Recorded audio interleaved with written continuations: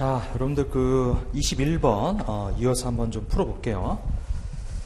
자, 판매 후 3년 동안 제품에서 발생하는 결함을 무상으로 수리해주고 있으며 보증 비용은 매출액의 3%래요. 뭐 너무 쉽죠? 그래서 엑셀연도 매출액이 거기 1,500억인데 3%라고 하는 것은 이제 3일연산 3, 5, 15 45억이 되는 거예요. 그런데 이제 엑셀연도에 실제로 이 발생한 것이 20억이 있으니까 기말에 제품 보증 충당부채로 인식해야 될 금액은 25억이 되겠네요. 그래서 이 1,500억에 대한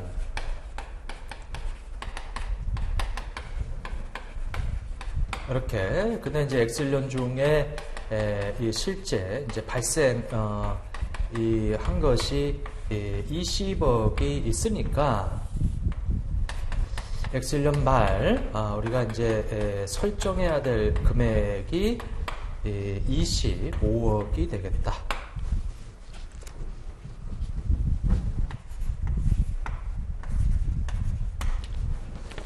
자, 22번 자본에서 차감되는 항목으로 가장 올바르지 않은 거 해외 사업 환산 손실. 자, 해외 사업 우리 환산 손실은 이 기타 포괄 손익 이 누계획 항목으로 자본에서 차감되죠. 자, 재평가 잉여금은 가산 항목이죠. 재평가 잉여금은 기타 포괄 손익 누계획의 가산 항목이에요. 자기 주식은 차감 항목이고, 자, 그 다음에 거기 매도 가는 증권 평가 손실은 아주 이거는 일반교표 기준 얘기인데 이렇게 바꿔놓으세요.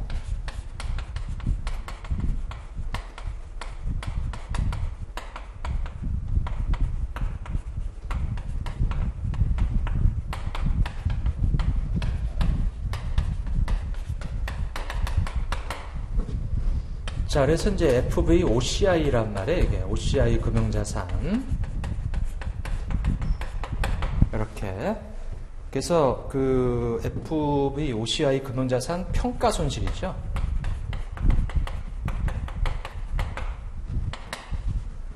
정확히 얘기하자면, 거기 나오는 매도 가는 증권은, 이거는 여기 재경관리사에서 나올 계정 과목이 아니에요. 그래서 이제 이 문제는 이렇게 돼 있다. 다만 문제 은행식으로 나오다 보니까 이거 아주 옛날에 만들어 놓은 문제가 튀어나오게 돼버리면은 또 이건 난감해지는 거예요, 이게. 그래서 이제 매도 관한 증권은 사실 이거하고 똑같은 얘기예요. 이게 이렇게. 그래서 손실 자기 주식은 다 차감 항목이지만 재평가 잉여금은 남는 거기 때문에 가산 항목이다. 이렇게. 자, 됐고요.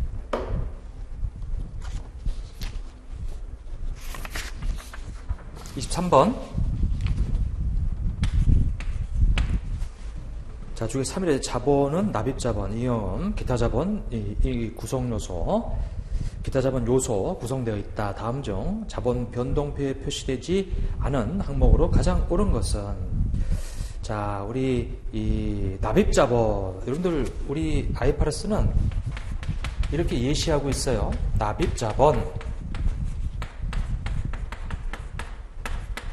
기타자본 요소 또는 기타자본 구성요소, 이익, 잉여금 뭐 이렇게 돼 있다면 거기 단기 손실이 발생했죠. 그러니까 지금 첫 번째 단기 손실은 이제 여기다가 이렇게 표시해야 될 내용이고, 그다음 유상증자 같은 거 신주 발행하게 되면 이제 여기다가 이렇게 표시를 해줘야 되는 거고요. 그 다음에 이제 자기 주식을 취득했다 그러면은 이제 여기다가 이렇게 이제 표시를 해주게 돼 있어요. 근데 기계장치 취득한 거는 이 자본의 변동을 나타내는 항목이 아니니까 3번이 답이죠. 이렇게. 자, 됐고. 자, 그래서 우리는 공부를 요건데 요거를 어떻게 했냐면 자본금이라고 하고, 그 다음에 자본 잉여금이라고 해서 이제 이렇게 공부를 했어요. 그리고 기타 자본 요소는 이제 자본 조정 항목이 이렇게 있고, 물론 일부 자본 주식 할인 발행 차금은 여기 납입 자본에 들어가요. 일부는. 그리고 대다수 이제 기타 자본 요소, 그 다음에 기타 포괄손인 누계 이렇게 이 기타 자본 요소로 들어가고 그 다음에 이익잉여금 이렇게 공부했죠. 그래서 이 두 가지 요 납입 자본에 들어가는 거고 이 자본 조정과 기타 포괄손인 누계액인데 일부는 여기 들어가고 이제 대다수가 기타 자본 요소 그 다음에 이익잉여금이다. 그 이제 우리는 요 밑에 걸로 공부했죠. 이렇게. 근데 이제 IFRS가 이렇게 돼 있는 거는 이렇게 하라는 얘기가 아니고 예시돼 있는 거예요. 왜냐면 이제 전 세계 많은 나라들이 쓰는데 자본을 이렇게 딱 픽스 시켜 놓지 않았어요. 그냥 예시해 놓은 거지. 자, 그래서 답은 3번이 되고 그 다음에 이제 24번 봐보세요. 거기 24번에 보면 이제 자본 변동표 표시 방법으로 가장 올바르지 않은 거. 이렇게 유상증자는 제가 여기 이쪽이라고 그랬죠. 납입자본 쪽에. 잘했어요. 거기 매도 가능 금융자산. 이것은 이제 기타 포괄손이 공정가치 측정 금융자산이라고 그랬어요. 자, 평가이익은 바로 기타 포괄손인 누계액인 기타 자본 요소. 표시가 이익잉여금 쪽으로 돼 있으면 안 되죠. 그래서 2번이 잘못됐어요. 단기 순이익과 배당금 지급은 이제 이익잉여금에 가감해야 될 내용이고, 자, 이제 그렇게 돼 있고, 그래서 이제 답은 2번이다. 자, 그 정도 보시고.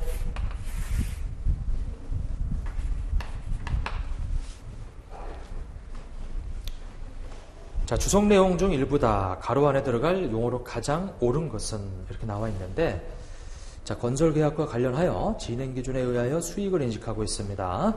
계약활동의 진행률은 진행 단계를 반영하지 못하는 계약원가를 제외하고 수행한 공사에 대해서 발생한 누적 계약원가를 추정총 계약원가로 나눈 비율로 측정하고 있습니다. 자, 요거 수익기준서인데 개정됐죠? 근데 내용이 똑같아요. 예전하고. 그 뭐 다 맞는 얘기예요. 자, 누적 발생 원가에 인식한 이익을 가산한 금액이 진행 청구액을 자, 초과하는 이 금액은, 그러니까 이제 여기서 말하는 진행 청구액은 회사가 청구한 거죠. 그래서 이제 이것은 어떤 회사가 받을 수시채권의 누적액이에요. 자, 진행 청구액은 수시채권의 누적액이다. 자, 그리고 우리 누적 발생 원가에 인식한 자, 원가의 이익을 누적한 거. 자, 이것이 진행 청구액. 자, 이것은 이제 우리 이 수취채권, 수취할 권리의 누적액. 이렇게, 돼 있으면. 자, 이게 뭐예요? 이것은 공사 수익이에요. 공사 수익의 누적액이에요. 이렇게. 그러니까 무슨 얘기냐면 이것은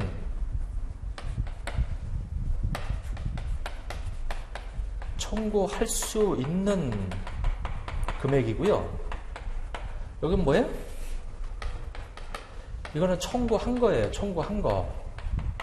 청구한 금액이에요. 근데 지금 뭐라고 되어 있냐면은 청구할 수 있는 우리 공사 수익 금액이 청구 한금에 추치할 권리 누적에 이것보다 더 크다. 자, 그러면 청구를 덜 했죠. 실제로 청구한 게, 청구할 수 있는 게 10,000원인데 8,000원만 청구했어요. 그럼 2,000원만큼 청구를 안 했기 때문에 이걸 보고 우리는 미청구 공사. 근데 이제 이것은 계약 자산이다. 이렇게 되죠. 미청구 공사. 자, 예전에 미청구 공사라고 표현을 했는데, 이제 개정된 거에서 이제 계약자산이라고 표현해도 돼요. 근데 계약자산을 미청구공사로 표현했다고 해서 틀리다고 볼 수는 없어요, 이게. 그래서 이제 개정된 거에는 계약자산이라고 돼 있지만 표현은 그걸 미청구공사로 표현해도 뭐 상관은 없다. 그래서 거기 답은 미청구공사가 되는 거예요. 다만 만약에 이제 이게 17년도 건데 이게 이제 18년도 거에서 만약에 계약자산이라는 것이 있다면 그걸 답으로 해주시라. 이렇게. 그래서 이제 미청구공사 대신 계약자산이라고 만약에 표현했을 때 그게 답이 될 수도 있다라고 하는 거예요. 계약 이렇게. 그래서 25번의 답은 2번이 되는 거예요. 근데 만약에 여러분들 이렇게 되면 어떻게 될까요? 청구를 너무 많이 했죠. 이것을 우리 초과 청구 공사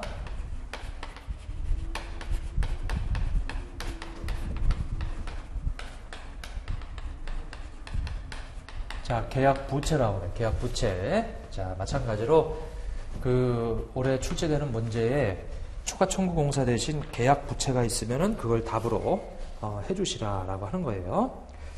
자, 즉 말해서 그 2번을 계약 자산, 3번을 계약 부채 이렇게 나올 수도 있다 이거예요. 여러분들 시험 문제에서. 그래서 이제 그거 하나 용어 좀 한번 보시고. 자, 다음 중 확정급여형 퇴직급여 제도와 관련해서 단기 손익으로 인식되는 항목으로 가장 올바르지 않은 것은, 자, 여러분들 단기 손익으로 인식되는 것은 이 퇴직급여라고 하는 계정이 이제 단기 손익으로 되는데, 자, 퇴직급여에 포함되는 것이 바로 단기 근무원가예요. 그 다음에 이제 이자 원가죠. 이렇게. 지금 이거는 퇴직급여에 플러스 되는 거고, 그 다음에 이제 과거 근무원가,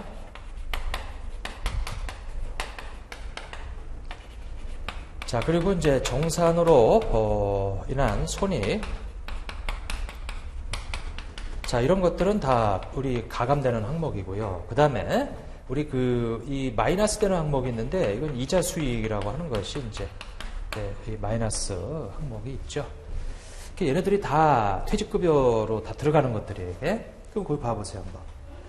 단기 근무원가 들어가고, 이자 원가 들어가고, 과거 근무원가 들어가고, 그러니까 답이 보험 수리적 손익이라고 하는 3번이 답이 되겠다라고 하는 거죠. 이렇게. 자, 그래서 이 단기 비용으로 들어가야 될 이 퇴직급여와 그 다음에 이 재측정 요소가 있어요. 이 재측정 요소는 단기 비용이 아니고 기타 포괄 손익이죠, 이게. 이렇게 돼 있는데, 이것은 이 확정급여 채무에서 발생하는 재측정 요소가 있고, 자, 이 재측정 요소가 있고,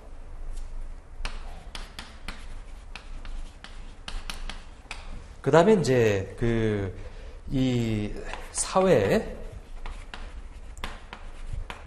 적립자산에서 발생하는 재측정 요소가 있어요.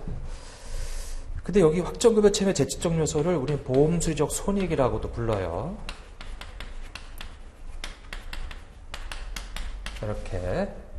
그래서 이제 여기는 단기 손익으로 들어가고 여기는 기타 포괄에 들어간다. 근데 지금 보니까 이걸 지금 얘기하니까 답은 3번이 되겠다.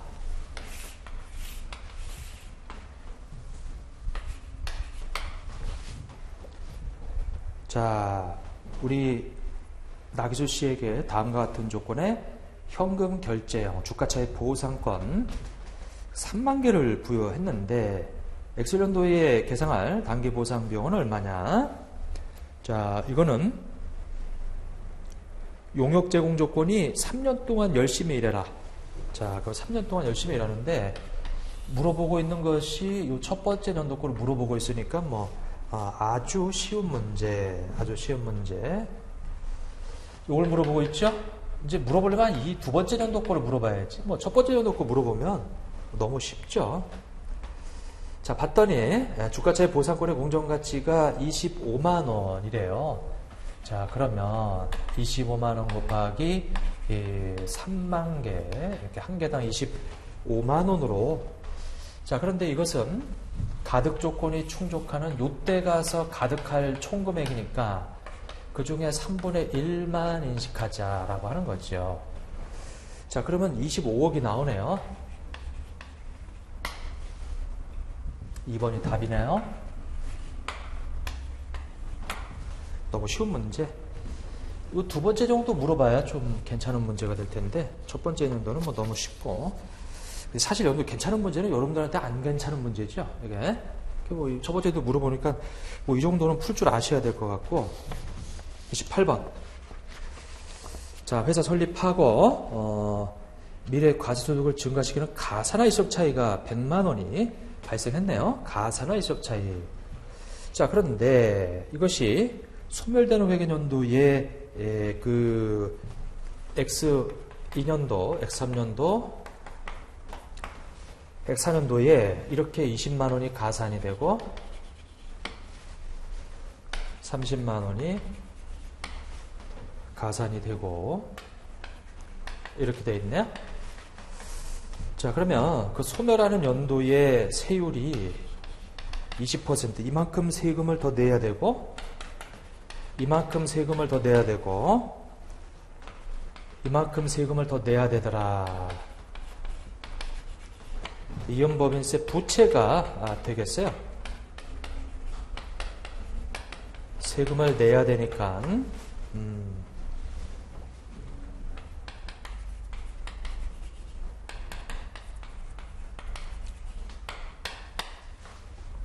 다 더해라 28만 원이 되겠다. 4번. 자, 29번. 원가흐름에 대한 가정을 우리가 X1년도까지 선의선주법 적용하다가 X1년도 평균법으로 변경을 했네요.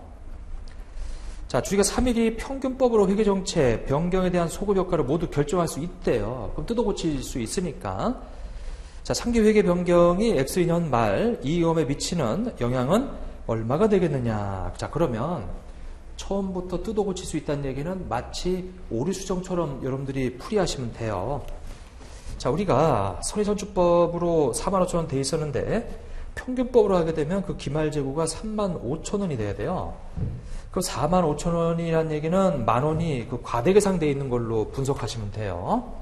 그래서 X1년도에 기말재고가 과대계상되어 있다. 과대 계상되어 있는 걸로 얼마가? 만원이.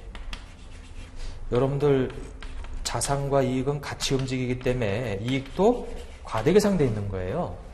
그래서 X1년도는 이익을 줄여주고요.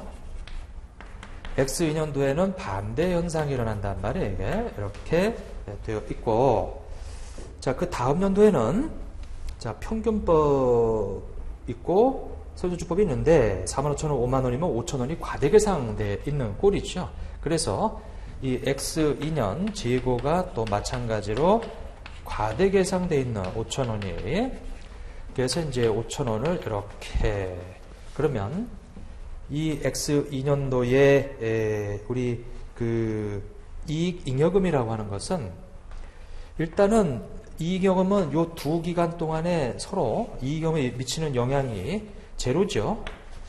그러면 요 X2년도 것 때문에 이 5,000원 만약에 이것을 변경하게 되면은 5,000원이 감소하게 되어 있어요. 5,000원이 감소한다. 그래서 29번의 답은 3번이 되겠다.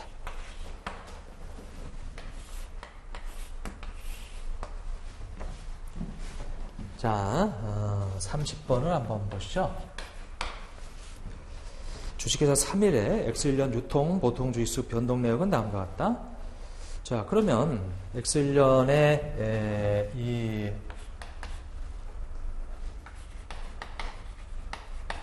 $6만 주고요. 5월 1일 날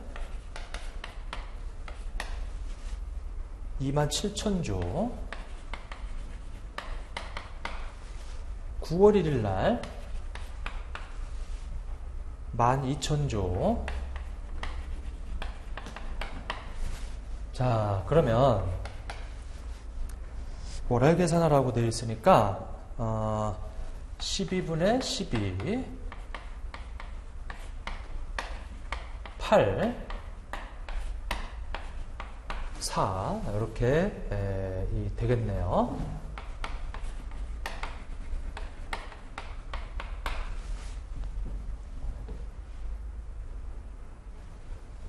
만 8,000주. 자, 이것은 이제 4,000주 이렇게 되겠다.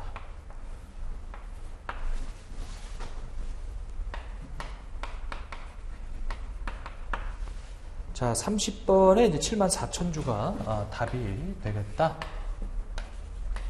뭐 이 정도만 나와도 굉장히 좀 쉽게 나온 거죠. 그러니까 우리 시가 미만으로 발행됐을 때가 좀 어렵고, 뭐 이 정도면은 뭐 충분히 풀 수 있는 문제. 자, 지분법. 취득 시점에서 관계기업 투자자산 취득원가로 기록하죠. 피투자회사가 당기순이익이 발생하면 그것에 해당 우리 지분의 그만큼 그 당기순이익에서 지분율만큼 우리도 지분법 이익으로 잡아주자. 자, 배당을 받게 되면 원금의 횟수로 봐서 이 투자 주식에서 직접 차감하고요. 자, 취득 시점 이후에 발생한 피투자회사 순자산 변동액은 투자 주식 계정을 자꾸 변동시키죠. 지분법의 취지가 뭐라 그랬어요? 우리 피투자회사 순자산이 변동할 때 나도 같이 변동하는 거죠. 여기 전혀 반영되지 않는다는 말이 틀렸죠. 자, 그 다음에 32번. 자, 거기 보통주 30%를 300만 원에 취득을 했어요.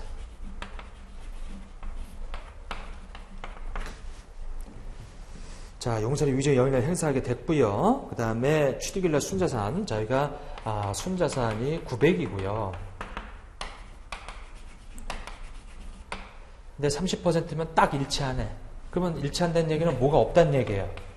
영업권이 없다는 얘기예요. 제로. 이렇게 제로. 그리고 순자산 공정가액하고 장부가액 간의 차이에다가 30% 곱한 거, 이것도 제로라는 얘기예요. 이거. 그러니까 두 개의 차이가 나는데 다 제로. 자, 그러다가 당기순이익이 여기다 플러스 100만 원이 가산이 됐죠. 그러면 나도 같이 30%에 해당이 되는 이 30만 원을 가산을 시키자. 그러면 300에다가 30을 더하면 300.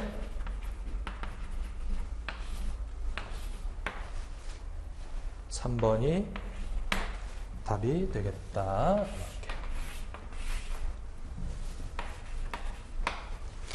자, 33번. 자, 기장치를 외상으로 구입을 했는데 미지급금 결제일이, 자, 기계장치는 비화폐성 그 자산이고 거기 있는 미지급금은 화폐성 부채예요. 그래서 화폐성 부채는 외화 환산 손익을 계상하는데 X2년 4월 1일에 계상할 X2년 4월 1일 날 1,100원이죠. 자, 그러면 2,500달러 곱하기 4월 1일 날 1,100이에요. 자, 그런데 여기 비교되는 것은 12월 31일 환율이에요? 3월 30일이에요? 자, 12월 31일로 저번 연도에 외화 환산 손실을 잡아놨어요. 그런데 지금 12월 31일 날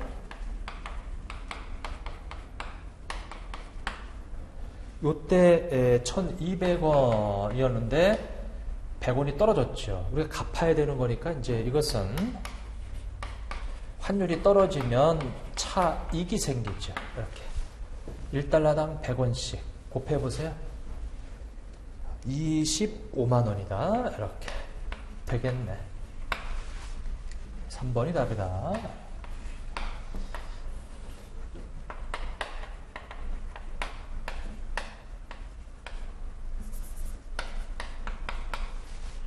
이렇게 돼 있는데 사실은 요것이 이 외화 이렇게 되겠죠.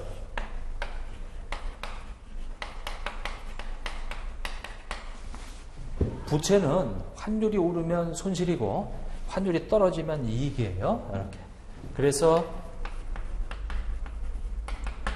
곱하기 우리 요것이 얼마냐면 이제 1,200원에서 1,000원.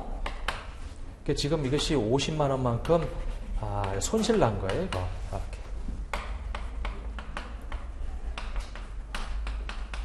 자, 이것은 이제 100원이 떨어져 가지고 25만 원만큼 이익 난 거죠. 그러면.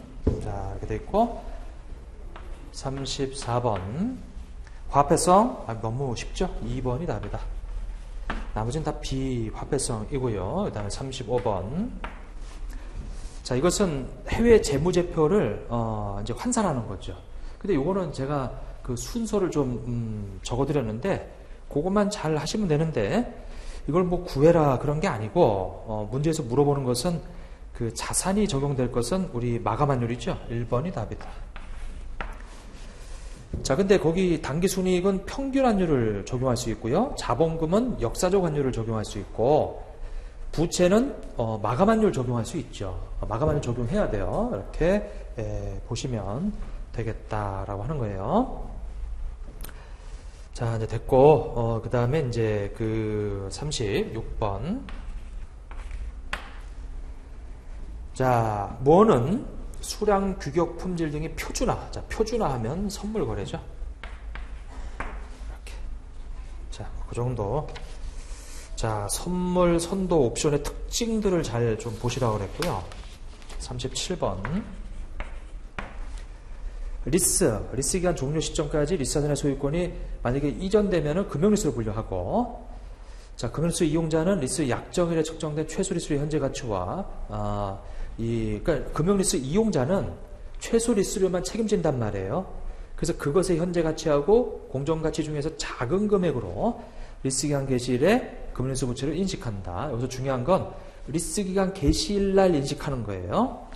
자, 리스 약정일 현재 최소리수의 현재 가치가 적어도 리스자산 공정가치 대부분에 상당하는 경우 금융리스. 그래서 이제 줘야 될 최소리수의 현재 가치가 그 시장에서 직접 사야 되는 리스자산의 공정가치의 대부분을 해당이 되면 이건 마치 사는 거나 마찬가지다. 그래서 금융리스로 분류가 된다라고 그랬고, 자, 4번에 리스 이용자 입장에서 무보증 잔존 가치는 지급 의무가 없으나 최소 리스료에는 포함하지 않죠. 무보증 잔존 가치는 최소 리스료에 포함하지 않아요. 그래서 4번이 답이다. 여러분들 최소 리스료는 정기 리스료에다가 보증 잔존 가치가 포함되는 거지 무보증 잔존 가치는 포함되는 거 아니에요. 이렇게 돼 있고, 자, 그 다음에 그 38번.